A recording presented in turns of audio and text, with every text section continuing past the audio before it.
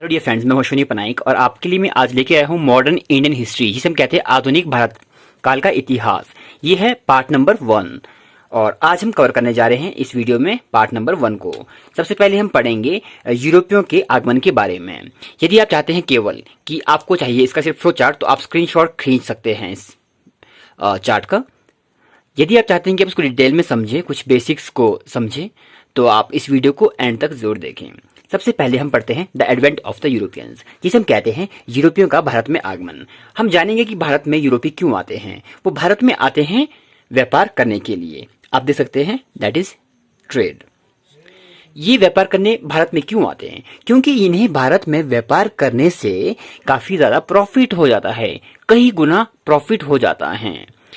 For example, अगर ये 1 रुपए की चीज यहां से ले जाते हैं तो उसे अपने देश में लगभग 40 गुना मीन्स 40 रुपए में बेच पाते हैं। इसीलिए ये भारत में व्यापार करने के लिए आते हैं। अब जो यूरोपी भारत में आते हैं, सबसे पहले आते हैं पुर्तगीज। जो सबसे पहले पुर्तगीज है वो है वास्को दी गामा। कौन है? वास्को दी गामा। ये सबसे पहले भारत में आते हैं। ये आते हैं 1498 ईस्वी में। 1498 ईस्वी में वास्को दी गामा भारत आते हैं। और ये कहाँ भारत में पहुंचते हैं आपको मैं अब वो बताऊंगा डिटेल में। ये पहुंचते हैं, ये हमारा रफ मैप हुआ साउथ इंडिया का। ये है यहाँ पे स्टेट केरला, और केरला का समुद्री तट है, यहाँ पे समुद्र है। ये जो जगह है ये है कलिकट। कहाँ पहुंचते हैं? कलिकट। और कलिकट के राजा उस समय थे जमोरियन। कौन थे? जमोरियन इसका बहुत ही गर्म जोशी से स्वागत करते हैं पुर्तगीज वास्को दी गामा का। वास्को दी गामा क्या करते हैं? केरल से ढेर सारे मसाले ले जाते हैं। कहाँ? यूरोप में, अपने देश में, और वहां पे उसे बेचते हैं और उसे कई गुना प्रॉफिट हो जाता है। जिसके बाद वे लगातार, जो पुर्तगीज है वो भारत में आते रहते हैं। उनका जो पर्पस है पहले स्टार्टिंग में वो क्या है? ट्रेड। क्या है? ट्रेड, जिसे हम कहते हैं व्यापार। ये व्यापार के लिए भारत में आते हैं और इन्हें काफी ज्यादा प्रॉफिट होता है, इसलिए ये बार बार आते रहते हैं। और जब वो इंडिया में सबसे पहले आते हैं पुर्तगीज, तो किस कंपनी के अंतर्गत आते हैं उसे कहते हैं हम Portuguese east India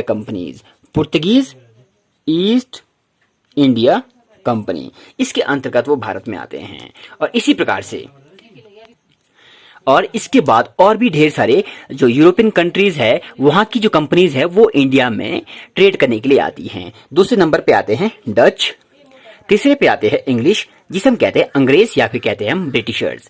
4th number पे आते हैं डेन, और लास्ट पे आते हैं फ्रेंच को हम कहते हैं फ्रांसीसी। ये सबसे लास्ट में आते हैं। यदि हम बात करें स्थापना की, जब कंपनी की जो फाउंडेशन है, ठीक है, वो कब फाउंड की गई, उसकी स्थापना कब हुई, तो वो हम जानेंगे। जो सबसे पहले की गई है पुर्तगीज ईस्ट इंडिया कंपनी 1498 में। ये भारत में आती है, क्यों? व्यापार करने के लिए।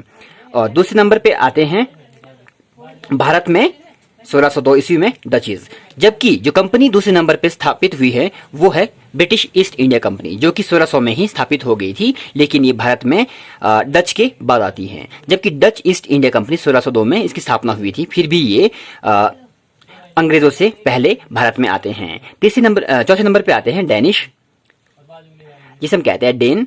और सबसे आखिर में 1664 में आते हैं हमारे फ्रांसीसी, जिसे हम कहते हैं फ्रेंच पीपल। और इनका जो मेन उद्देश्य था, पर्पस था, वो था व्यापार करना। व्यापार किस चीज का? मसालों का, जिसे हम कहते हैं स्पाइसेस। इंग्लिश में कहते हैं हम स्पाइसेस। और कपास, इसे हम कहते हैं कॉटन।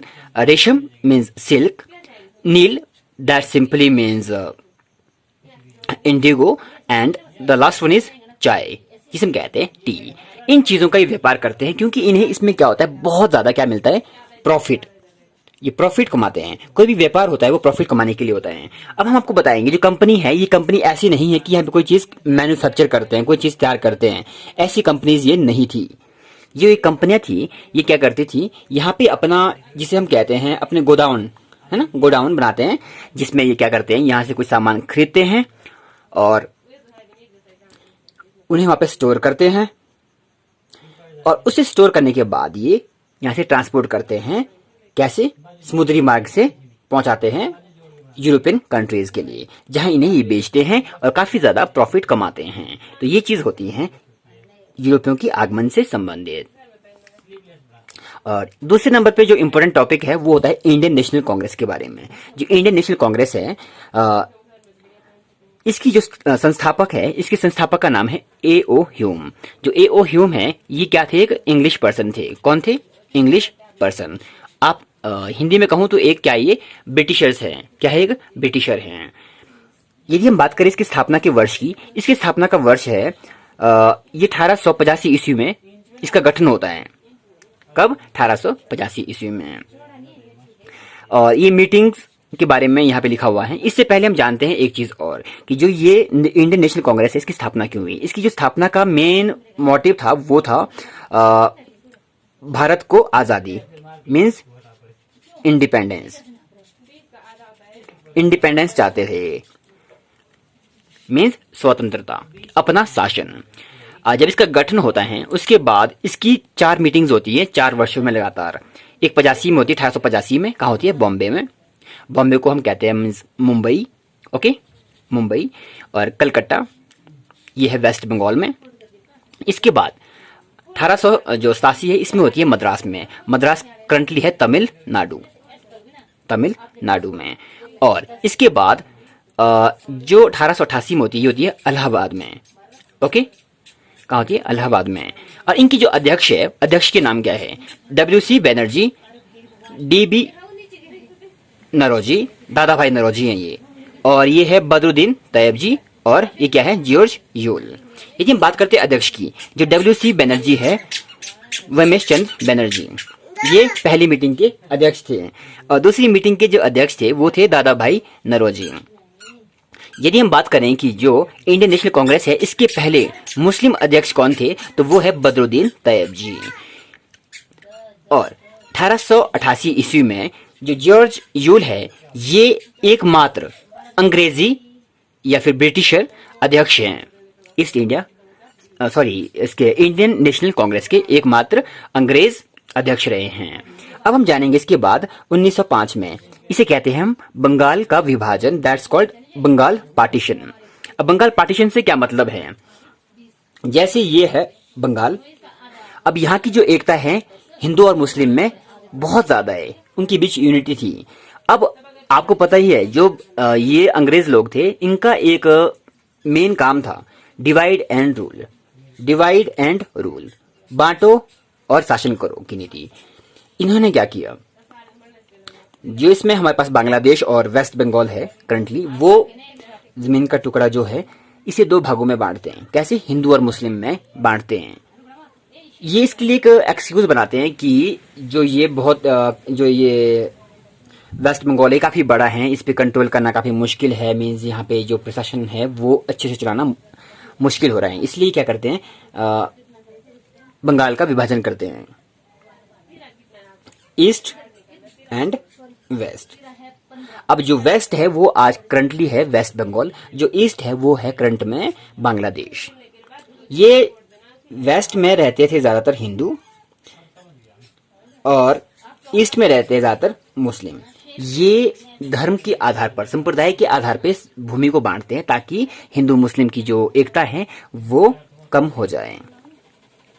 इसका ये विभाजन कब करते हैं? 1905 में इस प्रकार से विभाजन करते हैं। और विभाजन का जो मुख्य उद्देश्य था वो क्या था? फूट डालो शासन करो की नीति पे ये काम करते हैं। अब हम जानेंगे 1606 के बारे में। यहाँ पे स्थापना होती है मुस्लिम लीग की। किसकी होती है? मुस्लिम लीग की। जो मुस्लिम लीग है इसके जो संस्थापक है उनका नाम है मोहम्मद अली जिन्ना। ओके, इसका जिस स्थान पे इसकी मांग की गई है वो क्या है? ढाका। और करंटली कहाँ है ये है हमारे करंटली बांग्लादेश में, बांग्लादेश में। इसका जो हेडक्वार्टर था मुस्लिम लीग का वो कहाँ था? लखनऊ। और लखनऊ कहाँ है? लखनऊ है करंटली यूपी में, जिसे हम कहते हैं उत्तर प्रदेश में। अब मुस्लिम लीग की स्थापना क्यों की गई थी? जिस प्रकार से इंडियन नेशनल कांग्रेस की स्थापना की गई थी उस प्रकार से इसका उद्देश्य नहीं था। यहाँ पे जो मुस्लिम लीग है इसमें केवल मुस्लिमों का ही हित की बात की गई थी, इसमें बाकियों की हित की बात नहीं की गई थी। इसके संस्थापक कौन है? मोहम्मद अली जिन्ना। और जिस स्थान पे इसकी स्थापना की गई है वो है ढाका, करंटली है बांग्लादेश में, और इसका हेडक्वार्टर है लखनऊ जो है अभी यूपी में। इसके बाद क्या होता है? सूरत स्प्लिट। जो इंडियन नेशनल कांग्रेस है ये वाली, ये दो भागों में बढ़ जाती है। जो एक थी अब कितने भागों में बढ़ गई है? दो भागों में। इन्हें हम कहते हैं, कब बढ़ती है ये? 1906 ईस्वी में बढ़ती है दो भागों में। एक को कहते हैं गरम दल, एक को कहते हैं नरम दल। और in English we can say it is called as extremist and second one is called as moderate. जो गरम दल के हैं उसमें आते हैं तीन इंपोर्टेंट नेम, आपने सुना होगा, लाल बाल पाल, लाला लाजपत राय, बाल गंगाधर तिलक और विपिन चंद्र पॉल। ये तीन हैं जो कि गरम दल के हैं, जिनका ये मानना था कि आजादी हम लड़ झगड़ के ही लेंगे, हम लड़ाई करेंगे और हम आजादी लेंगे। जबकि नरम दल का जो मॉडरेट हैं, इसके जो मुखिया रहे हैं वो है गोपाल कृष्ण गोखले, जिन्हें कहते हैं महात्मा गांधी के पॉलिटिकल गुरु भी कहते हैं। पॉलिटिकल गुरु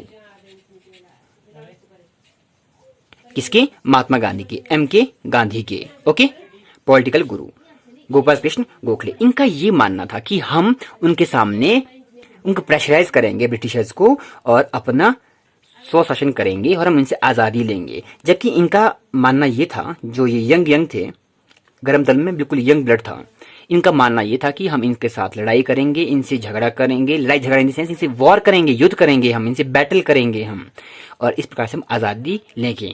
जबकि मॉडरेट का मानना था कि नहीं, हम इन्हें शांतिपूर्वक इनसे प्रेशराइज करके, इनसे रिक्वेस्ट करके हम आजादी लेंगे।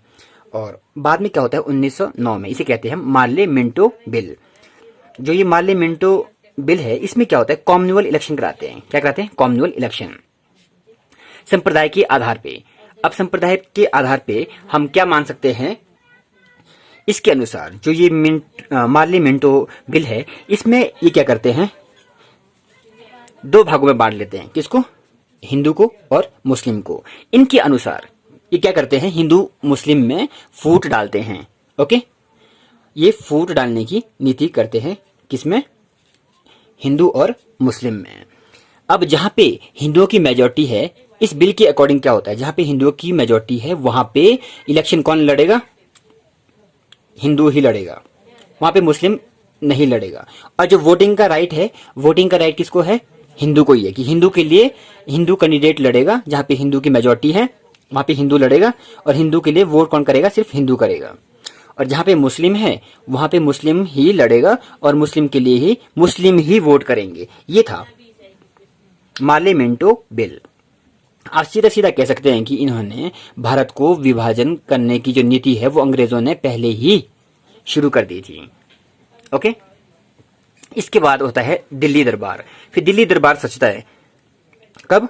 1911 में। उस टाइम जॉर्ज जो पंचम है, वो ब्रिटिशर्स किंग, वो भारत में आते हैं और उनका बहुत ज्यादा अच्छी तरह से स्वागत किया जाता है। और उस टाइम एक बात कहते हैं कि बंगाल का जो विभाजन है वो रद्द किया गया। देखो, जो बंगाल का विभाजन है वो तो हो चुका था।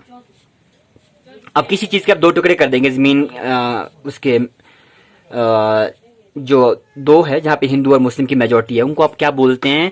एक हिसाब से उनको डिवाइड कर लेते हैं, उनके अंदर फूट डाल देते हैं, उसके बाद रद्द करो, जो मर्जी करो। और जब लोगों में एक बार फूट पड़ जाती है तो उससे उनके बीच की जो रिश्ते हैं उसमें कड़वाहट आ जाती है। तो रद्द करने से कुछ नहीं होता है कि बाद में बोल दें कि हमने इसको रद्द कर दिया है, ऐसा नहीं होता है। ओके, और इसी समय की बात है अगर हम बात करें यहाँ पे गदर पार्टी की। जो गदर पार्टी है वो 1913 में इसकी स्थापना करते हैं। इसकी जो फाउंडर है उनका नाम है लाला हरदयाल। संस्थापक जिसे हम कह सकते हैं। संस्थापक कौन है? संस्थापक है लाला हरदयाल। ये कहाँ पे करते हैं? अमेरिका में। कहाँ करते हैं? अमेरिका में इसकी स्थापना करते हैं 1913 में, और जगह का नाम है सैन फ्रांसिस्को। ये वहां से क्या करते हैं, चंदा इकट्ठा करना शुरू कर लेते हैं। क्या करते हैं, ये चंदा इकट्ठा करना शुरू कर लेते हैं ताकि ये भारत में आके यहाँ के जो क्रांतिकारी हैं उनकी मदद कर सकें।